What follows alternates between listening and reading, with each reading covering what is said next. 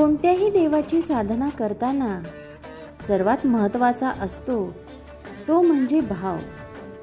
शब्दाचा अर्थ समजला की आपोआप त्याचा भाव मनामध्ये निर्माण होत असतो. समजून आणि उमजून केलेली उपासना कधीही विशेष लाभदायी ठरते.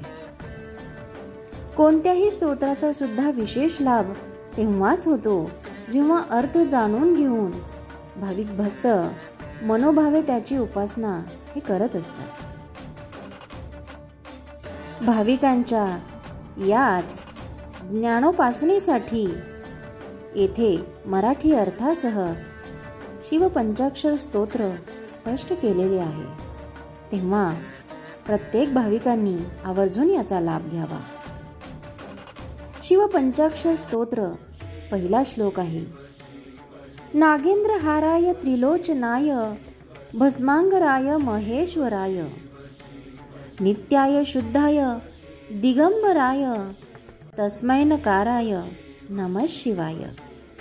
याचा अर्थ असा आहे, ज्याच्या कंठामध्ये नागराजाचा हार आहे, ज्यांना 3 नेत्र आहेत, ज्यांचे शरीर पवित्र अशा भस्माने अलंकृत आहे, असे महेश्वर, जे शाश्वत पूर्ण पवित्र आणि 4 दिशांना आपल्या वस्त्ररूपात धारण करून आहेत, अशा शिवाला माझा नमस्कार आहे. दुसरा श्लोक आहे.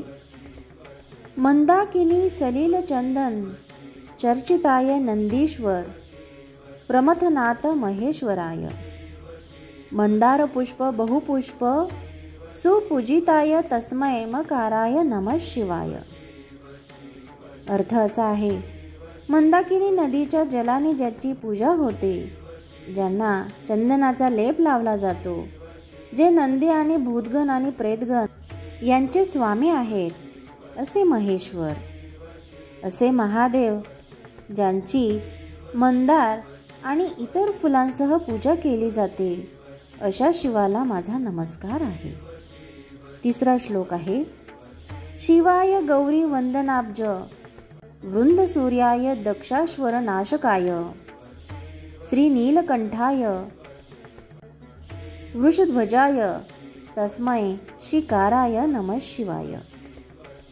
अर्थ, जे सर्वथा शुभ आहेत आणि नव्या उगवत्या सूर्य समान आहेत, ज्यांच्यामुळे गौरी अर्थात माता पार्वतीचा चेहरा आनंदाने खुलतो, जे दक्ष यज्ञाचे संवारक आहेत, ज्यांचा कंठ निळा आहे आणि बैल हा त्यांचा प्रतिकात्मक ध्वज आहे, अशा शिवाला माझा नमस्कार आहे.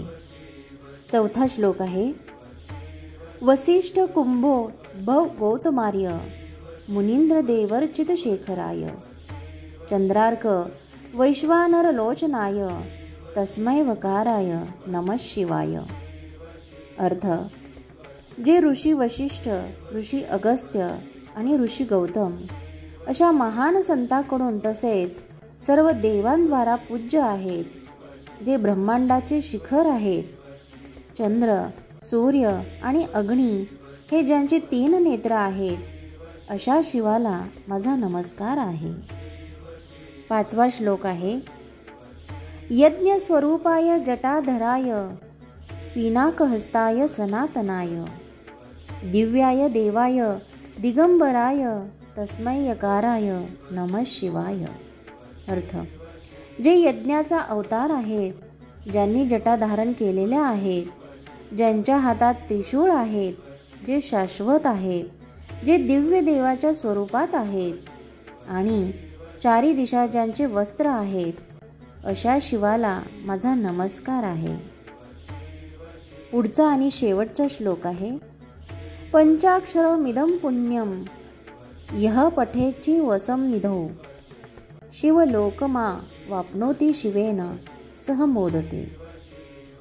जो साधक शिवलिंगाजवळ बसून या शिवपंचाक्षर स्तोत्रातील पवित्र 5 अक्षरी मंत्राचा पाठ करेल, त्याला शिवलोकाची प्राप्ती होईल आणि तो शिवासोबत संपूर्ण आनंदाचा अनुभव घेईल. तेव्हा दर सोमवारी श्री महादेव यांचा श्री पंचाक्षरी मंत्र या मंत्राचा अवश्य पाठ करा किंवा